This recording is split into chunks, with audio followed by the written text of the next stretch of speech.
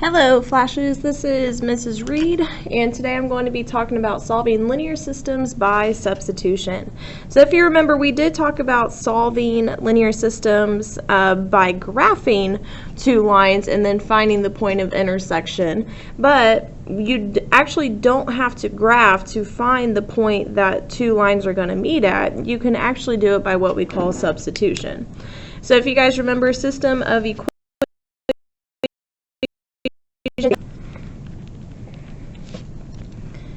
of two or more equations with a same set of unknowns. So a collection of two or more equations with the same set of unknowns. And then the solution of a system of equations is an ordered pair that lies on each line. And that's what we called the point of intersection.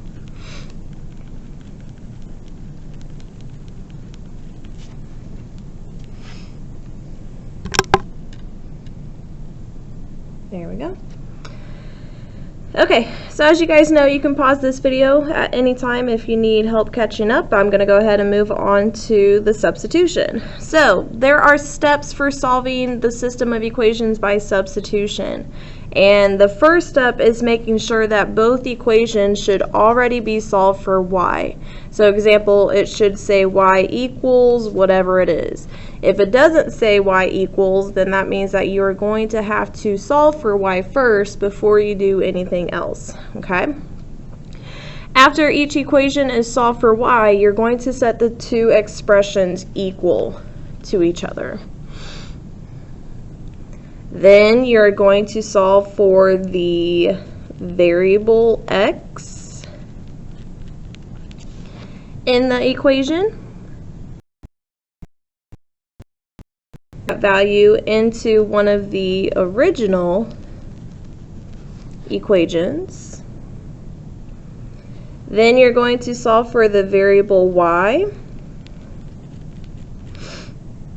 And then you're going to write your answers as an ordered pair, because again, we're trying to find the solution of the equation. Okay, so let's use those steps and actually do some examples. So looking down here at the bottom, so again, the first step is both equations should be solved for y, and if you notice, both of them are solved for y, so the first step is already done for us. Then the second thing that we need to do is set both equations equal to each other. So pretty much these y's go away, and we are just setting 4x minus 6 equal to x plus 3. So we talked about this multiple times this year. If you have variables on both sides and you're trying to solve for x, remember you're trying to get all x's on one side and all constants over on the other side. So if this was a 1x, I'm going to move it over here with the 4x, and to do that I have to subtract it. So 4x minus 1x is 3x. I'm going to bring down the minus 6 and the equals 3. And then now I need to get that minus 6 over to the other side, so the opposite of subtracting it is adding it.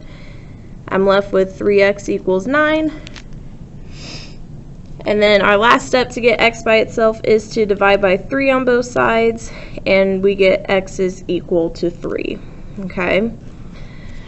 So that's not our answer, okay? That's just telling us what our x value is going to equal in our order pair. So in the steps above, after you solve for x in the equation, the next step is to substitute that value into one of the original equations and then solve for y. So I like to pick the easiest one that I think would be the easiest to do. So I think the second one would be the easiest if I substitute x or 3 in for x here. So that's what I'm going to do. So we got x So we got x equals to 3, so I'm just going to substitute 3 in for x here. So that would be y equals 3 plus 3, and 3 plus 3 gives us 6. So y is equal to 6. So the last thing that I need to do is just write those as an ordered pair. So as we know, ordered pairs are x comma y. So our x was 3 and our y was 6. So that's our final answer, is 3 comma 6.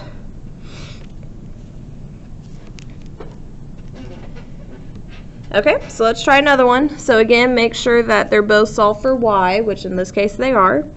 After you make sure they're solved for y, you're going to set both equations equal to each other. So 2x plus 9 equals negative 8 plus 2x. And we can go ahead and start solving for our x variable. So first thing I'm going to do is subtract this 2x over on both sides. And notice what's going to happen. So these two x's are going to cancel, as well as these ones. So I'm just going to be left with 9 equals negative 8. Well, we know that that cannot happen. So this is one of those situations where we are going to get no solution. And if you guys remember, when we get no solution, you either are going to have your parallel lines or your collinear lines. But since we had the 9 equals negative 8, we know that we're going to have parallel lines because of the different y-intercepts. So as you notice, we had the same slope, but we had different y-intercepts. So since we had different y-intercepts, we know that these are going to be parallel lines. So we'll have, if I were to graph it, it would look something like that. Because this would be where 9 is at, and this would be where negative 8 is at. And they both have a slope of 2x. So it looks something like that. So as we know, there's going to be no point of intersection, because if they're parallel, they're never going to cross. So there's going to be no point of intersection. Okay. Now moving on to C. So same thing, make sure your equations are solved for y, which they are. Once they are, you can set your two equations equal to each other. You can set your two equations equal to each other, and then you can start solving for x. So I'm going to move this 2x over to the left, and that is going to give me negative 1x plus 1 equals negative 1. Then I'm going to move this minus 1 over to the other side. So I'm left with negative 1x equals negative 2. And then my last step to get x by itself is to divide by that negative 1 on both sides. And negative 2 divided by negative 1 is a positive 2. Alright, so remember that's not our answer, okay, because our answer is an ordered pair, so we still need our y value. So that's when you're going to substitute whatever you just solved for x into one of the equations and then solve it for y. So again, I like to choose the easiest one, so I'm going to choose this top one. So I'm just going to substitute 2 in for x. So y is going to be 2 plus 1. And 2 plus 1 is 3, so y is going to be equal to 3. And then your last step is to write those as an ordered pair. So x is 2, y is 3, so your ordered pair is 2 comma 3.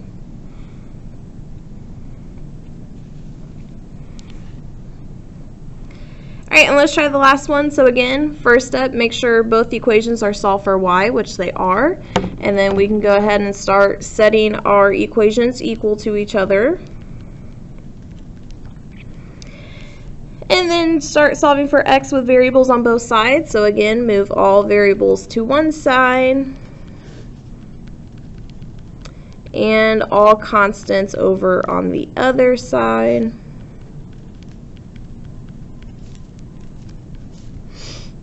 And then last step is to divide by negative 7 on both sides, and negative 7 divided by negative 7 is a positive 1. Okay, so again, you can pick either equation, does not matter. So let's say I pick that second one there.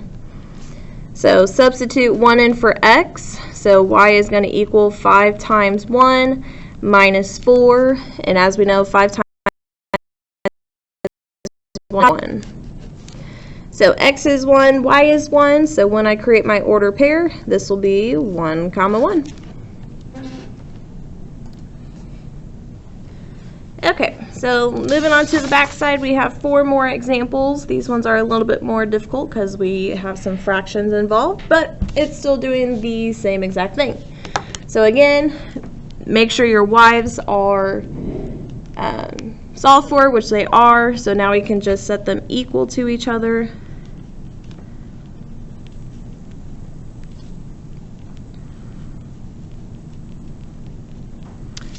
And then again, just start moving variables around. So you have variables on one side and constants over on the other side. So I'm going to move this 1/3 x over to the left.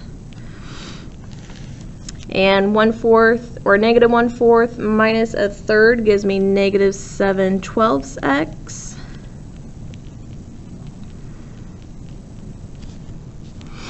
Then I can move this 5 halves over to the other side. So add 5 halves, add 5 halves. I'll be left with negative 7/12 x equals, oh, sorry, that's kind of blurry. There we go.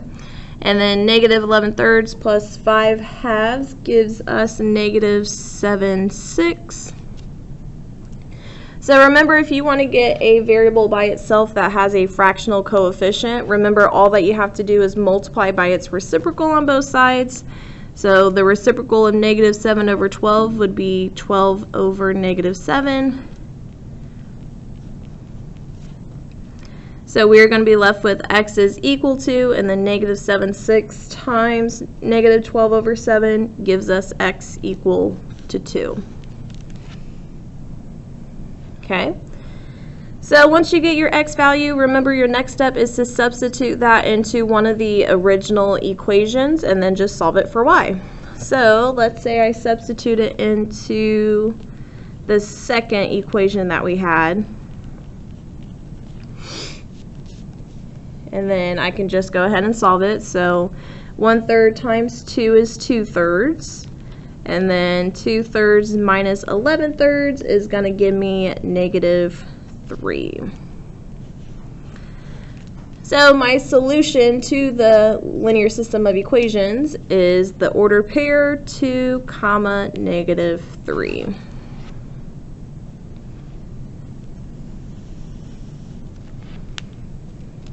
Okay, so let's try the next one, and then I'll have you guys try to do 2 on your own. So the next one, they are already solved for y, so we can go ahead and set them equal to each other. So this will be negative x plus 8 equals negative 1/3 x plus 14 over 3. And then just start solving for x. So let's say I move this 1/3 x to the left. Negative 1x plus 1/3 x is negative 2/3 x.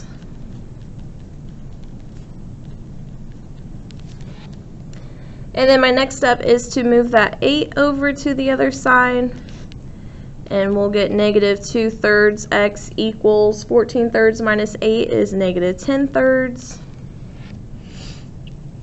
And then again, to get rid of that fractional coefficient, you just multiply by its reciprocal on both sides. And you would get x is equal to negative 10/3 times negative 3 halves would be x equals 5.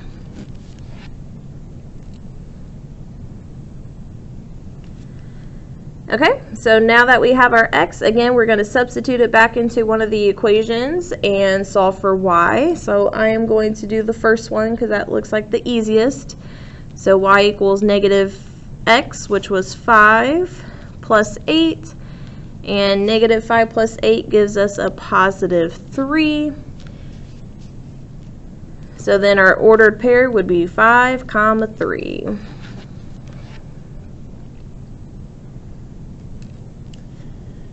Okay, So you guys try G and H. So pause the video and try G and H, and then go ahead and play it when you're ready to see if you got the correct answer. Okay, so you guys should be done with G and H. So let's go ahead and solve it to see if you guys did it correctly. So first step was to set them equal to each other. Then you can go ahead and start solving for your variable. So this would be negative 2x plus 20 equals 4. Subtract that 20 on both sides, so we get negative 2x equals negative 16. Divide by negative 2 on both sides, and you get x equals 8. Okay. So after you get what x is, remember you just substitute it back into one of the original equations. So let's say I substitute it back into the second one there. So it would be y equals 8 plus 4, and 8 plus 4 gives us 12. So your solution to the linear system of equations is the order pair 8, 12.